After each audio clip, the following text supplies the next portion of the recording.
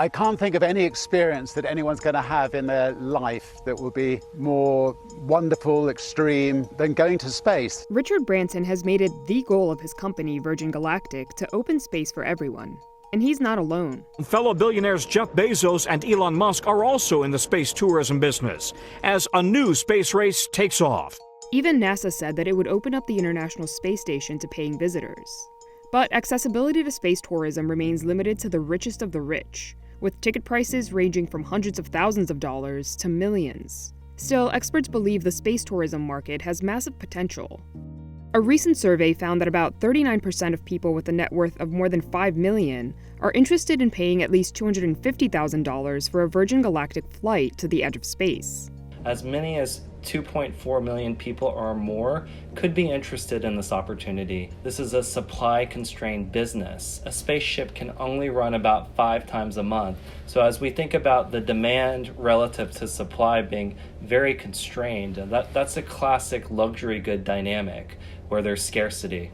Based on the ticket prices that we've seen today, the pace of development that we see, and the supply that we have forecasted, NSR projects that the revenue sizing, it represents a $14 billion cumulative opportunity, assuming that launches start within the next 1 or 2 years and continuing through 2028. But the point of entry is staggering. Development of these space tourism programs is costing these companies billions. And whether or not they can make up this money and turn a profit in an unproven market remains to be seen. The technology that's required is extensive. It's essentially rocket technology, which is expensive, takes a long time to develop. There are numerous government and safety regulations, and to make it all of the more challenging, we are talking about launching people. And the risks, the regulations, the requirements are much more constrained versus launching cargo or things of this nature. Others are questioning the massive amounts of money being spent on developing space tourism when we have some very pressing issues to deal with right here on Earth. The road to space, if you like, is a narrow and somewhat treacherous footpath that is not accessible to very many people. And I think what we are trying to do, what Richard Branson set out to do, and what Virgin Galactic's now doing, and the other commercial space companies, is to try and transform that road to space from a narrow footpath to a broad highway. And if we can do that, then it's it will open up space to many more users, and that, in our view, is going to be one of the answers to managing some of the significant challenges back down here on planet Earth.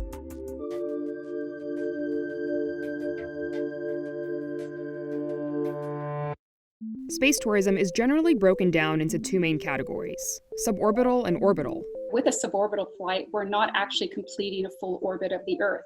So the suborbital rocket will go up to the edge of space. So we are assuming this is going to be around 100 kilometers and then come right back down. At the forefront of making orbital space tourism a reality is Virgin Galactic. Virgin Galactic's experience would entail customers coming, doing about 3 days of training, and then strapping into the spacecraft, which is joined to a carrier jet aircraft that would lift it up to about 50,000 feet altitude, drop it. The rocket motor of the spacecraft would fire, carry people up to the edge of space. It would kind of do this slow backflip in microgravity. It's where you get a few minutes of weightlessness and kind of get to see the experience of space. And then without power, because at that point the rocket motor is already fired and is spent, it would glide back down through the atmosphere to land on a runway. Right now, Virgin Galactic is bleeding cash. The company has reported adjusted EBITDA losses of over $50 million for each of the last 3 quarters, and did not record any revenue in Q2 of 2020. At the moment, the revenue from our customers sort of remains in the bank account, and it will be recognized, of course, as soon as those customers take their flights.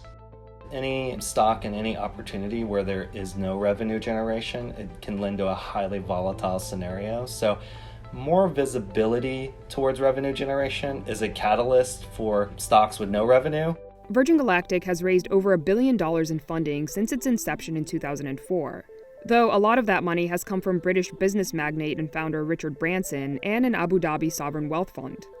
Since then, more than 600 people have reserved a seat for the 90-minute tour, paying anywhere between $200,000 to $250,000 per ticket, depending on when they purchased it. Virgin says none of the money from ticket sales has been used for funding the development of its space vehicles. Instead, sales were a way to gauge market interest.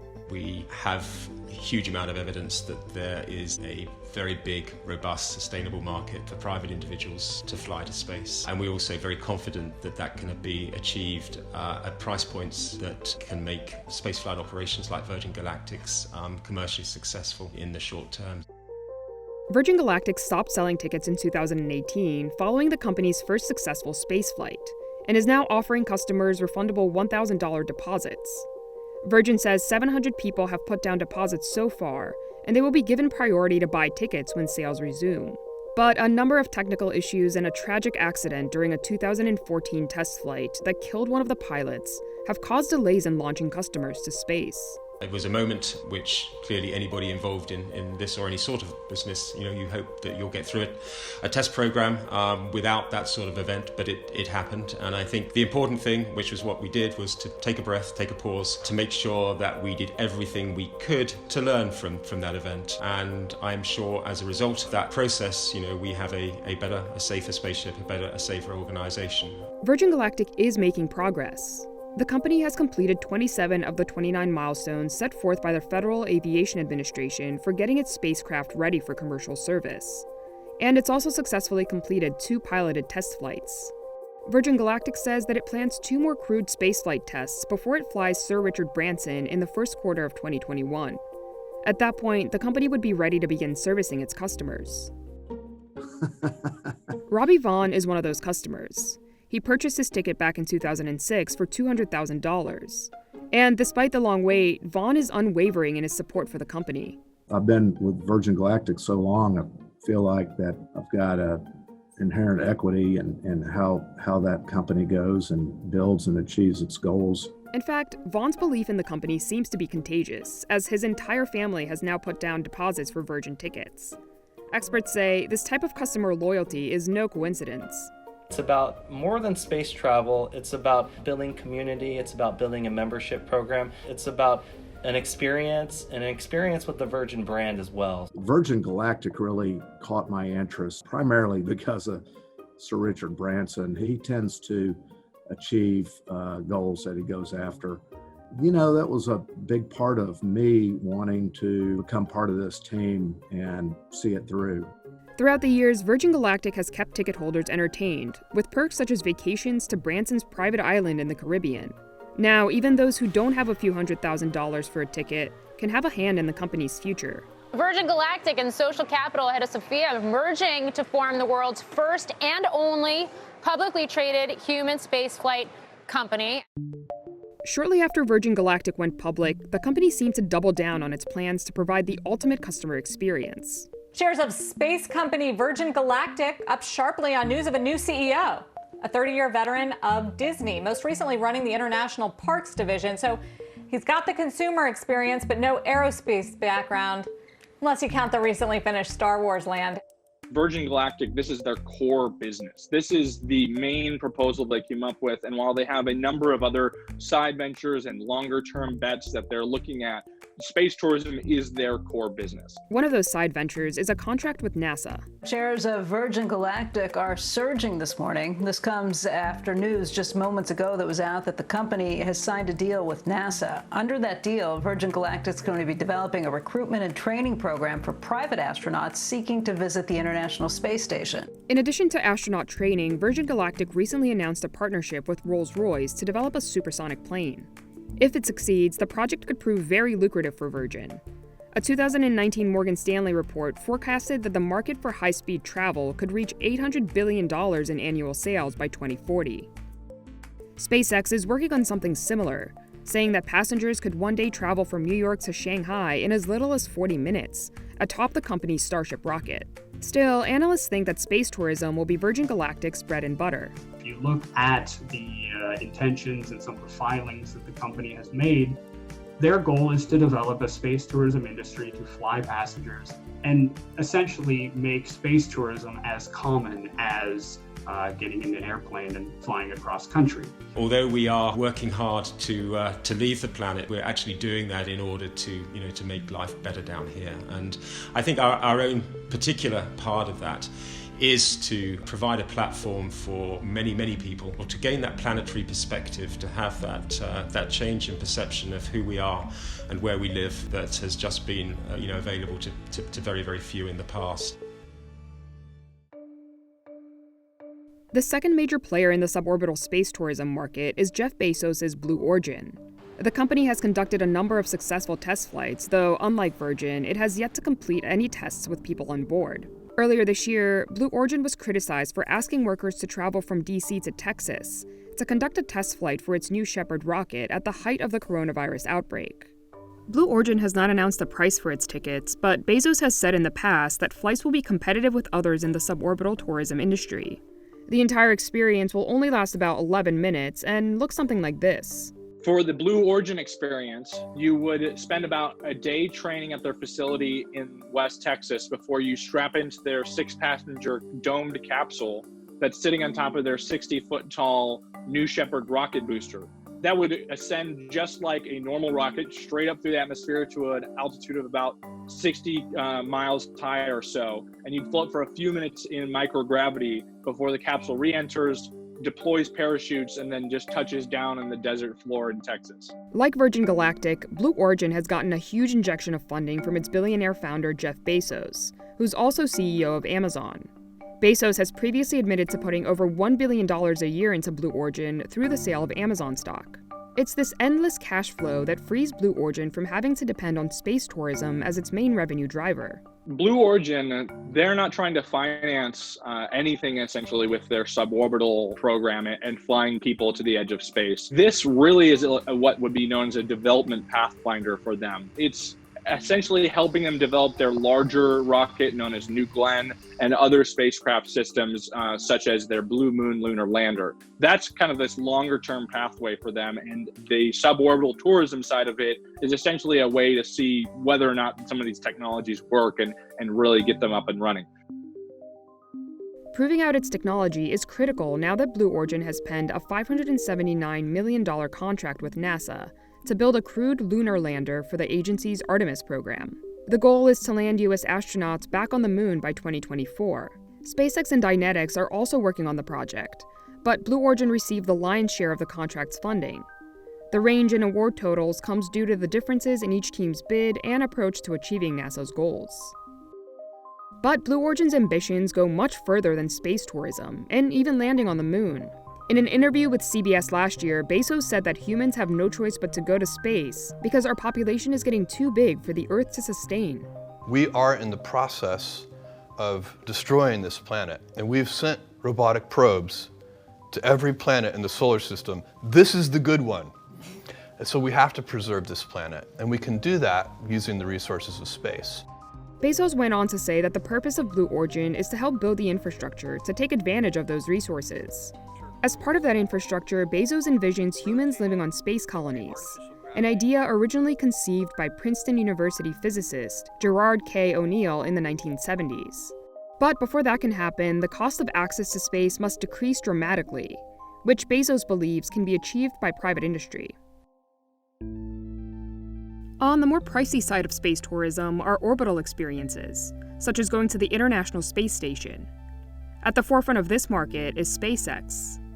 The SpaceX experience would see up to 7 passengers training for a few weeks for a launch. You launch out of Cape Canaveral, Florida, sitting on top of a 230-foot tall Falcon 9 rocket booster. The launch process and getting to either the International Space Station or to orbit would take a few hours at least, in some cases up to like 20 hours to reach where your destination is. And then you'd return back through the atmosphere. The capsule would deploy its parachutes, and then it actually splashed down in either the Gulf of Mexico or in the Atlantic Ocean. Earlier this year, SpaceX's Crew Dragon capsule and Falcon 9 rocket became the first commercially built and operated spacecraft to carry NASA astronauts to the International Space Station. NASA gave SpaceX more than $3.1 billion to develop Crew Dragon as part of the Commercial Crew Program. This is in addition to the hundreds of millions of dollars of its own cash that Musk said that SpaceX had spent in developing the spacecraft. The goal was to build a system to carry astronauts to and from the ISS, but SpaceX could use the technology for its own purposes as well. SpaceX, the company founded by Tesla's Elon Musk, announcing it's partnering with Space Adventures, a space tourism business, to send up to 4 people into orbit. Space Adventures already has some experience in this realm. In the early 2000s, the company helped to organize several trips for private tourists to the International Space Station aboard Russian Soyuz rockets, but has not flown another client since. The SpaceX Space Adventures experience would not include docking with the ISS. Instead, tourists would spend 5 days orbiting the Earth atop SpaceX's Crew Dragon capsule. SpaceX has also penned a separate deal with Axiom to fly 3 tourists to the International Space Station. The launch is planned for October 2021. SpaceX and its partners have not announced a price for the tickets yet, but they are expected to be in the range of $50 million. Despite these deals and the high expected price point of tickets, space tourism does not seem to be the main focus of SpaceX. Their core business has been flying satellites and launching spacecraft for both Pentagon as well as NASA and others, and flying cargo to the International Space Station. And this would essentially be just a boon to what they already have in place. Elon Musk's main dream for the company? To build a fully reusable rocket that would take humans to Mars and beyond. But this could, at least in part, be funded by space tourism. We're faced with a choice. Which future do you want? Do you want the future where we become a spacefaring civilization and are in many worlds and are out there among the stars, or one where we are forever confined to Earth? And I say it is the first. Over the last decade, companies like Virgin Galactic, Blue Origin, and SpaceX have made great strides in spaceship technology.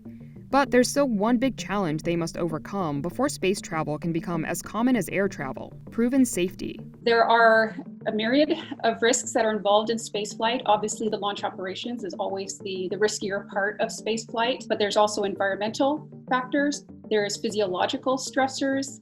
We have the space environment itself with radiation exposure, with micrometeorites that also pose a danger. These health concerns may be more pronounced in the days-long orbital tours, like those planned by SpaceX, as opposed to the shorter trips that Virgin Galactic and Blue Origin are targeting. But only time and experience will tell. Right now, the United States is the only country with national regulations for human spaceflight for the private sector. And in there, we have requirements for the pilots and for the flight crew to some extent, but we do not have regulations that stipulate specific requirements for spaceflight participants. The FAA, which is the regulating body for commercial spaceflight in the US, does recommend that spaceflight participants get a medical consultation up to 12 months prior to their flight. But this is not required. Ultimately, it will be up to the operator who they choose to allow to fly. And we can see right now with Virgin Galactic, they're trying to minimize the limitations on anyone who can fly because they want to give the opportunity to everybody. We look at the health and fitness of each of our customers. We look at that initially, and then we'll be checking it in the final days and hours before their flight. We've had many of our customers fly on centrifuges and zero-G flights. We've done a lot of work on that health and fitness structure. And the good news is that that most people who want to fly should not be prevented from doing so in terms of health and fitness. But if something does go wrong, liability waivers for the most part shield space travel companies from any wrongdoing.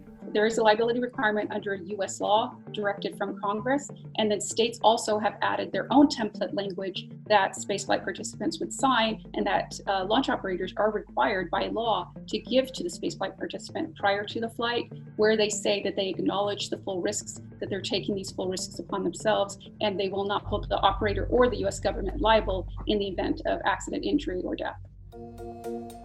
For the foreseeable future, space tourism will remain a luxury experience. If you're able to reach scale and reliability, then you can bring prices down, more competition comes in, offering different services, and you will eventually democratize. But despite anyone's ambition to truly democratize the industry, it will take time.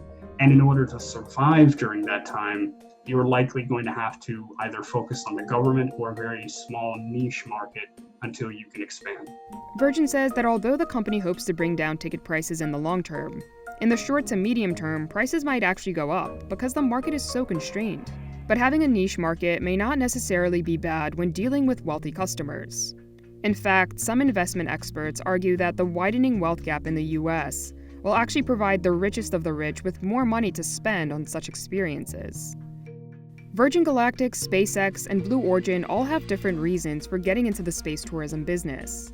Whether it's to develop and prove out technologies to allow humanity to take advantage of cosmic resources, to colonize Mars, or to give us a greater perspective about our own planet, the reality is that at least in the near future, space tourism will not truly make our cosmos accessible for all.